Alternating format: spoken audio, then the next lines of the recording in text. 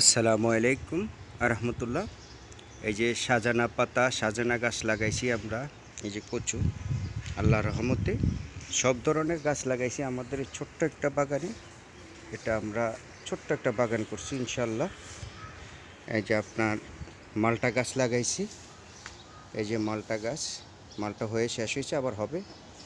এই যে জাম্বুরা, আলহামদুলিল্লাহ কত সুন্দর। এই যে আমরা তেজপাতা গাছ লাগাইছি।